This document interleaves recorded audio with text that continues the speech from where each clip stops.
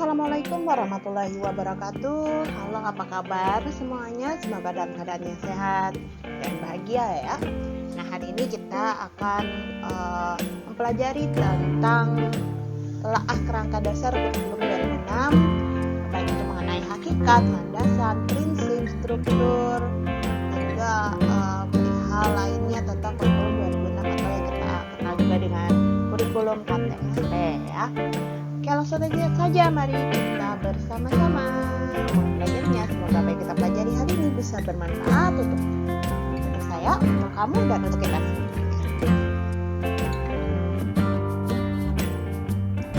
Pada hakikatnya, KTSP adalah kurikulum operasional yang disusun oleh dan dilaksanakan di masing-masing satuan pendidikan.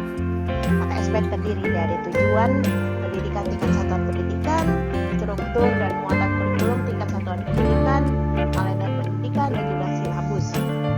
KTSP adalah kurikulum yang berorientasi pada pengembangan individu. Hal ini dapat dilihat dari prinsip pembelajaran yang menekankan pada aktivitas siswa untuk mencari dan menemukan sendiri materi pelajaran melalui berbagai pendekatan. Dan juga kurikulum ini menekankan kepada aspek pengembangan minat dan bakat siswa.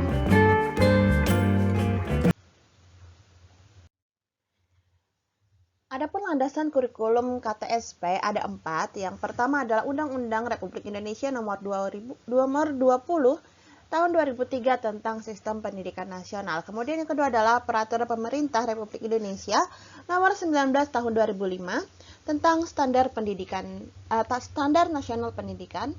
Lalu yang ketiga adalah standar isi, dan yang keempat adalah standar kompetensi lulusan.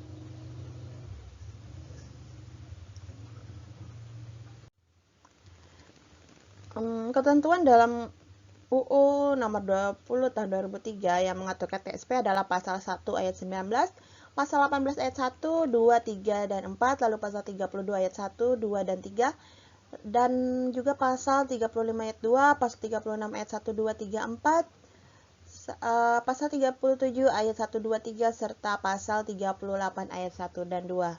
Sementara untuk PP RI nomor 19 tahun 2005 itu bisa dilihat pada ketentuan di dalam PP nomor 19 tahun 2005 yang mengatur KTSP adalah pasal 1 ayat 5, 13, 14, 15, lalu pasal 5 ayat 1 dan 2, pasal 6 ayat 6, lalu pasal 7 ayat 1, 2, 3, 4, 5, 6, 7, dan 8, pasal 8 ayat 1, 2, 3, lalu pasal 10 ayat 1, 2, dan 3, pasal 11 ayat 1, 2, 3, dan 4, kemudian pasal 13 ayat 1, 2, 3, dan 4, pasal 14 ayat 1, 2, 3, pasal 16 ayat 1, 2, 3, 4, dan 5, pasal 17 ayat 1 dan 2, serta juga pasal 18 ayat 1, 2, 3, dan pasal 20.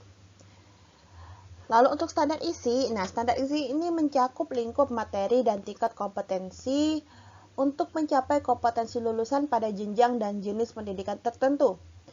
Termasuk di dalamnya itu adalah kerangka dasar dan struktur setiap mata pelajaran pada setiap semester dari setiap jenis dan jenjang pendidikan dasar serta menengah.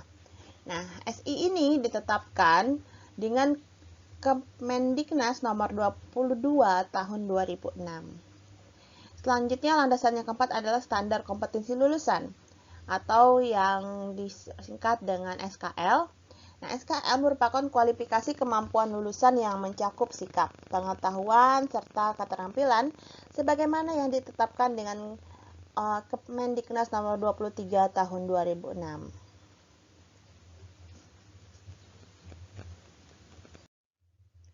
Selanjutnya karakteristik kurikulum KTSP atau kurikulum 2006 ya. KTSP memiliki 4 karakteristik. Yang pertama adalah berorientasi pada ilmu, pada disiplin ilmu. Lalu yang kedua berorientasi pada pengembangan individu. Yang ketiga mengakses kepentingan daerah. Dan yang keempat adalah merupakan kurikulum teknologis. Ada beberapa prinsip pengembangan KTSP, kurikulum KTSP ini. Nah, KTSP dikembangkan sesuai dengan relevansinya oleh setiap kelompok atau satuan pendidikan di bawah koordinasi dan supervisi dinas dinas pendidikan atau kantor departemen agama, kabupaten atau kota untuk pendidikan dasar dan provinsi untuk pendidikan menengah. Jadi bedanya kalau pendidikan dasar diatur oleh kabupaten atau kota, sedangkan untuk pendidikan menengah diatur oleh provinsi. Pengembangan KTSP mengacu pada standar isi dan standar kompetensi lulusan dan berpedoman pada panduan penyusunan kurikulum yang disusun oleh BSNP, serta memperhatikan pertimbangan komite sekolah atau madrasah.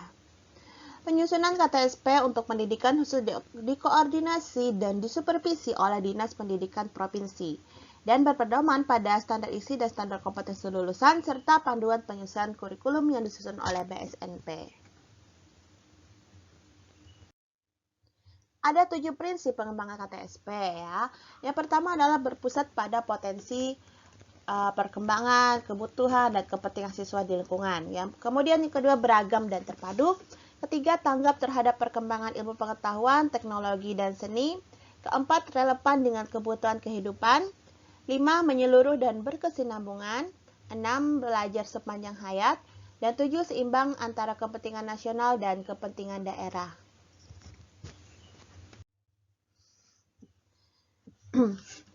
Prinsip pertama tadi berpusat pada potensi, perkembangan, kebutuhan, dan kepentingan peserta didik dan lingkungannya.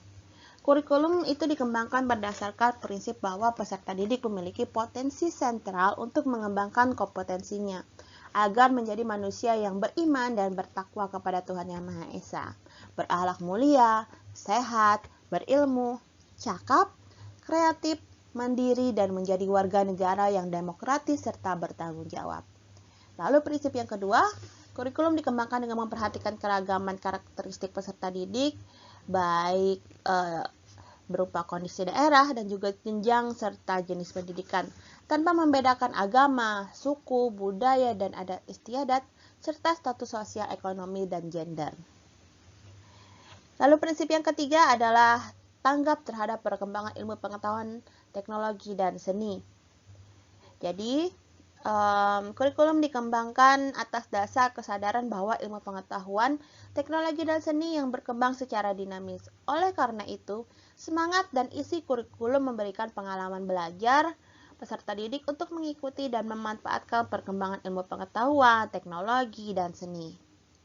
Prinsip yang keempat relevan dengan kebutuhan kehidupan, sehingga pengembangan kurikulum tersebut dilakukan dengan melibatkan pemangku kepentingan atau stakeholders untuk menjamin relevansi pendidikan dengan kebutuhan kehidupan, termasuk di dalamnya kehidupan kemasyarakatan, dunia usaha, dan dunia kerja. Oleh karena itu, pengembangan keterampilan pribadi, keterampilan berpikir, keterampilan sosial, keterampilan akademik, dan keterampilan vokasional merupakan keniscayaan yang diharapkan didapat atau diperoleh oleh siswa selama kegiatan pembelajaran. Lalu prinsip yang kelima adalah menyeluruh dan berkesinambungan. Arti substansi kurikulum mencakup keseluruhan dimensi kompetensi, bidang kajian keilmuan, dan mata pelajaran yang direncanakan dan disajikan secara berkesinambungan antar semua jenjang pendidikan. Lalu prinsip yang keenam adalah belajar sepanjang hayat. Jadi kurikulum diarahkan kepada proses pengembangan, pembudayaan, dan pemberdayaan peserta didik yang berlangsung sepanjang hayat. Jadi artinya kurikulum mencerminkan keterkaitan antar unsur-unsur perkembangan formal, non-formal, dan informal dengan memperhatikan kondisi dan tuntutan lingkungan yang selalu berkembang serta arah pengembangan manusia seutuhnya. Prinsip yang terakhir atau yang ketujuh adalah seimbang antara kepentingan nasional dan kepentingan daerah. Kurikulum dikembangkan dengan memperhatikan kepentingan nasional dan kepentingan daerah untuk membangun kehidupan bermasyarakat, berbangsa, dan bernegara. Selanjutnya adalah acuan operasional pengembang KTSP. Nah, ini ada 12 ya yang menjadi acuan dalam pengembangan KTSP, acuan operasionalnya. Yang pertama adalah peningkatan iman dan takwa serta akhlak mulia. Keimanan dan ketakwaan serta akhlak mulia menjadi dasar pembentukan kepribadian peserta didik secara utuh. Lalu yang kedua adalah peningkatan potensi, kecerdasan, dan minat sesuai dengan tingkat perkembangan dan kemampuan peserta didik.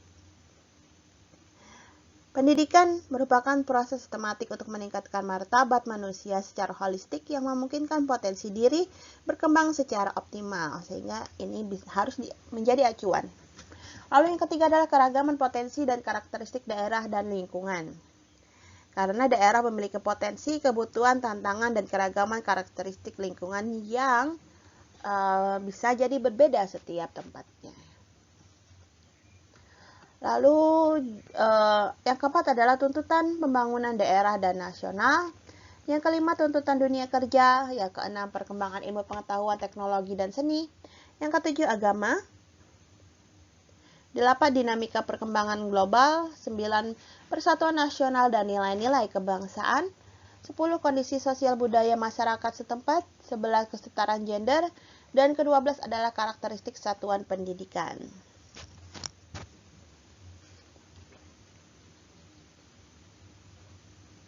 Selanjutnya acuan operasional pengembangan KTSP itu ada 12. Yang pertama adalah peningkatan iman dan takwa serta akhlak mulia. Lalu struktur dan muatan kurikulum KTSP. Struktur dan muatan KTSP pada jenjang pendidikan dasar dan menengah yang tertuang dalam standar isi meliputi 5 kelompok mata pelajaran, antara lain kelompok mata pelajaran agama dan akhlak mulia, kelompok mata pelajaran kewarganegaraan dan kepribadian, kelompok mata pelajaran ilmu pengetahuan dan teknologi, kelompok mata pelajaran estetika, dan kelompok mata pelajaran jasmani, olahraga, dan kesehatan. Kelompok mata pelajaran tersebut dilaksanakan melalui muatan dan atau kegiatan pembelajaran sebagaimana diuraikan dalam Peraturan Pemerintah Nomor 19 Tahun 2005 Pasal 7.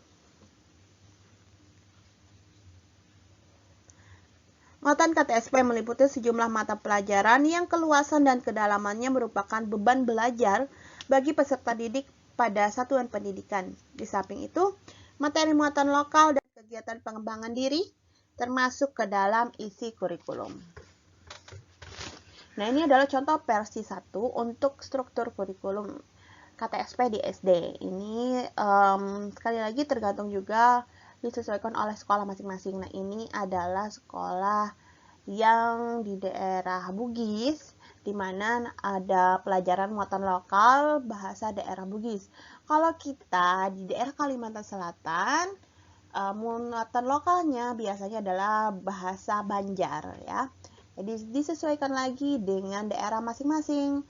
Karena kurikulum KTSP ini juga memperhatikan adanya keragaman potensi dan karakteristik daerah dan lingkungan ya.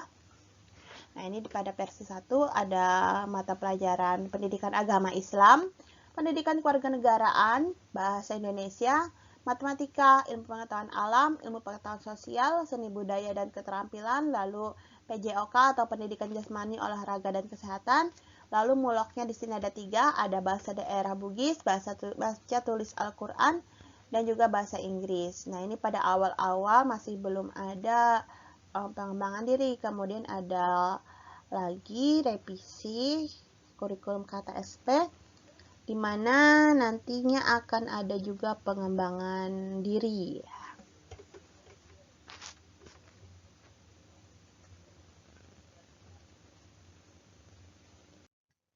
Nah, ini contoh versi 2. Ada mata pelajaran agama, kewarganegaraan, bahasa Indonesia, matematika, ilmu pengetahuan alam, ilmu pengetahuan sosial, seni budaya dan keterampilan, pendidikan jasmani, olahraga dan kesehatan, lalu ada muatan lokal serta pengembangan diri.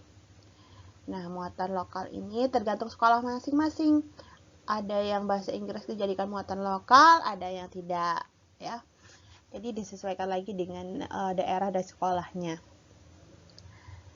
Untuk mata pelajaran, ini alokasi waktu untuk masing-masing tingkat satuan pendidikan berpedoman pada struktur kurikulum yang tercantum dalam standar isi. Lalu untuk muatan lokal merupakan kegiatan kurikuler untuk mengembangkan kompetensi yang disesuaikan dengan ciri khas dan potensi daerah, termasuk keunggulan daerah yang materinya tidak sesuai menjadi bagian dari mata pelajaran lain dan atau terlalu banyak sehingga harus menjadi mata pelajaran tersendiri. Substansi muatan lokal ditentukan oleh satuan pendidikan, tidak terbatas pada mata pelajaran keterampilan. Muatan lokal merupakan mata pelajaran sehingga satuan pendidikan harus mengembangkan standar kompetensi dan kompetensi dasar untuk setiap jenis muatan lokal yang diselenggarakan. Satuan pendidikan dapat menyelenggarakan satu mata pelajaran muatan lokal setiap semester. Ini berarti bahwa dalam 1 tahun satuan pendidikan dapat menyelenggarakan 2 mata pelajaran muatan lokal. Lalu untuk kegiatan pengembangan diri, pengembangan diri adalah kegiatan yang bertujuan memberikan kesempatan kepada peserta didik untuk mengembangkan dan mengekspresikan diri sesuai dengan kebutuhan, bakat, minat setiap peserta didik sesuai dengan kondisi sekolah. Kegiatan pengembangan diri difasilitasi atau dibimbing oleh konselor, guru, atau tenaga kependidikan yang dapat dilakukan dalam bentuk kegiatan ekstrakurikuler. Kegiatan pengembangan diri dapat dilakukan antara lain melalui kegiatan pelayanan konseling yang berkenaan dengan masalah diri pribadi dan kehidupan sosial, belajar dan pengembangan karir peserta didik, serta kegiatan kepramukaan, kepemimpinan, dan kelompok ilmiah remaja. Khusus untuk sekolah menengah kejuruan, pengembangan diri terutama ditujukan untuk pengembangan kreativitas dan bimbingan karir. Lalu untuk pengaturan beban belajar di sekolah, beban belajar dalam sistem paket digunakan oleh tingkat satuan pendidikan, SD, MI, SDLB, SMP, MTS, SMPLB baik kategori standar maupun mandiri, SMA, MA, SMLB, SMK, MAK kategori standar. Beban belajar dalam sistem kredit semester dapat digunakan oleh SMP, MTS, SMPLB kategori mandiri dan oleh SMA, MA, SMLB, SMK, MAK kategori standar. Beban belajar dalam sistem kredit semester digunakan oleh SMA, MA, SMA, LB, SMK, MAK kategori mandiri. Oke, sekian dulu untuk materi hari ini. Semoga apa yang kita pelajari bisa bermanfaat untuk kita semua. Nah, ini ada di akhir tentang permasalahan kurikulum 2006. Silahkan kalian baca.